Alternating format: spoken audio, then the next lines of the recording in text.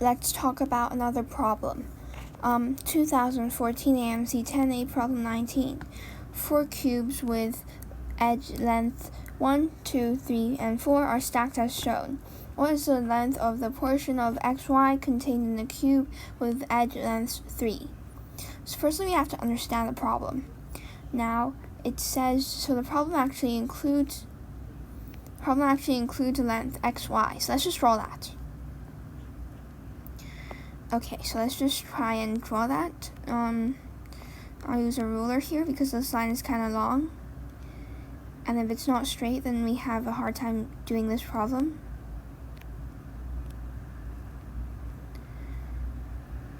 So like that, something like that, and then essentially what this problem actually means is we want the part of this line. So this line actually passes through the inside of the cubes, right?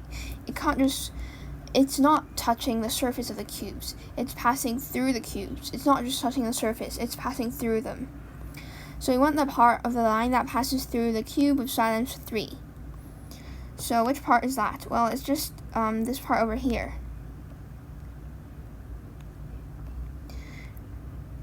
Probably from this point. Let's just assume that, yeah, that touches our cube with side length 3 to that point. So like that. Yeah, like that.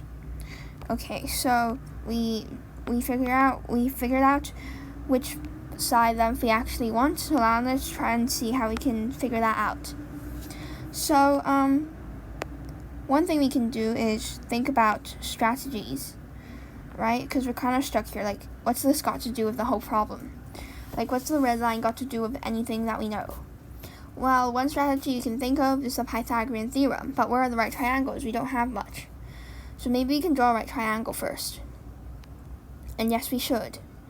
So let's just start from this point. I'll call this point A. We draw AY. Yeah, AY, and then XA is already over here. And this is actually a right triangle, right? Because AY is on the plane. Like, AY is on the surface. So AY is on the surface like this. It's the bottom face of this cube with side length 4. And then, well, XA is actually perpendicular or orthogonal to AY. So XA is perpendicular to AY. So XAY is actually a right triangle.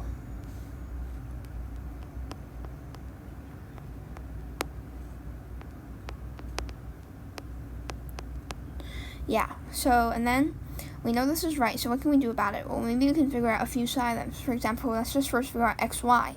Figuring out XY is making us one step closer to our side length in red.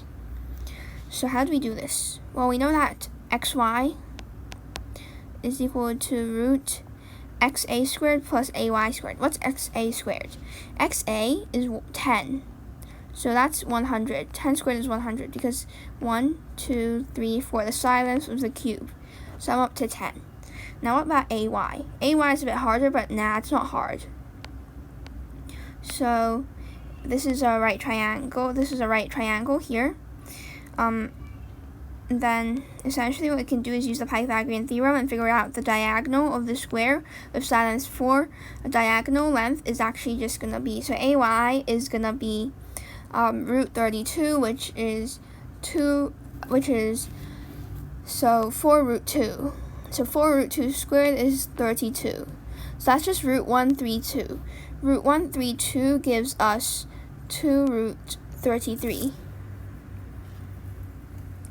So we've got XY, and at least we've got XY. Okay, so now we want to figure out a few things. So first, let's just name a few points.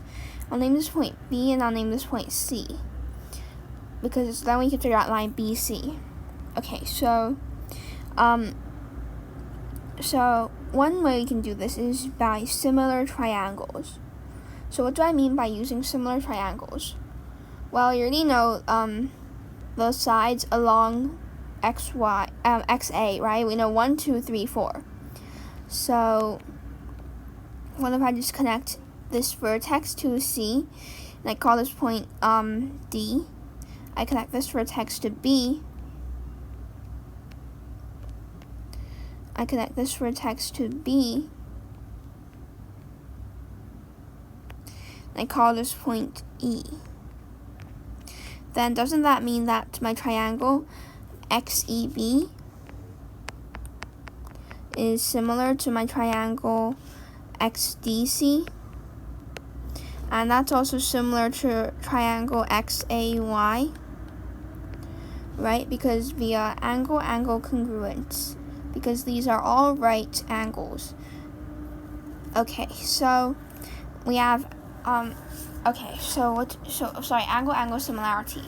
So after the similarity part, this is actually easier because then we can use side length proportions. So we know therefore that, well, XE over, so firstly XE over XA is equal to XB over XY, right? That just makes sense.